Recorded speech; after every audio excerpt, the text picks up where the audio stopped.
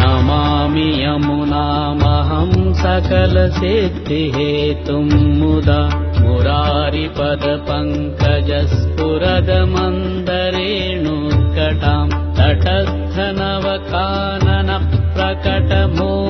तटस्थनवकाननप्रकटमोदपुष्पाम्बुना सुरासुरसुपूजितस्मरपितुः श्रियं बिभ्रतिम्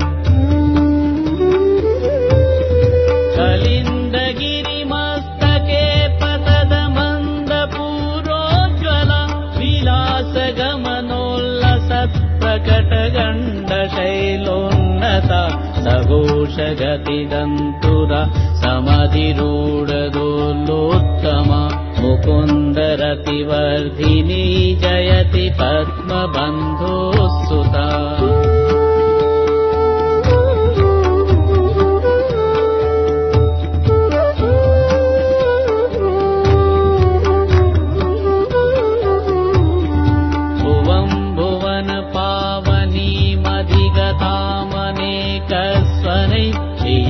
भिरिव सेवितां शुकमयूरहंसादिभिः तरङ्गभुजकङ्कणप्रकटमुक्तिकावालुका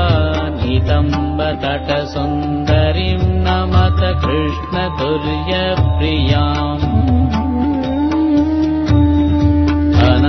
अनन्तगुणभूषिते शिवविरञ्चिदेवस्तुते घनाघननिभे सदा ध्रुवपराशराभीष्टदे विशुद्धमथुरातटे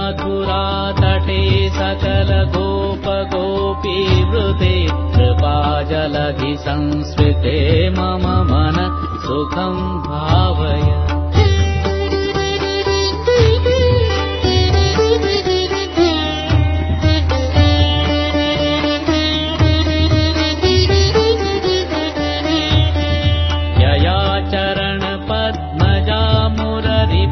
प्रियं भावुका समागमनतो भवत्सकलसिद्धिदा सेवतां दया सदृशतामि यात् कमलजा सपत्नीमयत् हरिप्रियकलिन्दया मनसि मे सदा तीयताम् नमोऽस्तु यमुने सदा तव चरित्रमत्यद्भुतम् न जातु यमयातना भवति ते भयपानतः यमोऽपि भगिनी सुतान् कथमुहन्ति दुष्टानपि प्रियो भवति सेवना तव हरेर्यथा गोपिका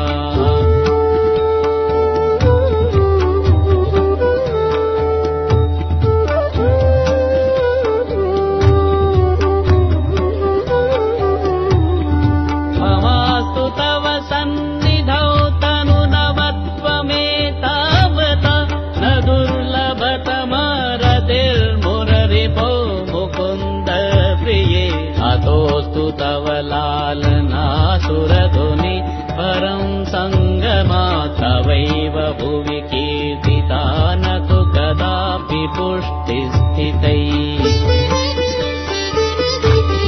स्तुतिं तव करोति कः कमलजा सपत्नी प्रिये हरेर्यदनुसेवया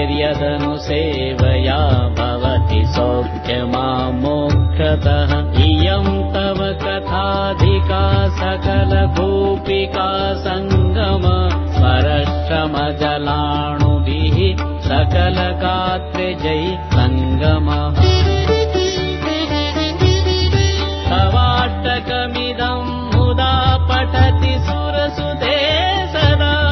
समस्तदुरितक्षयो भवति वै मुकुन्दे रतिः तया सकलसिद्धयो मुररिपुश्च सन्तुष्यति स्वभावविजयो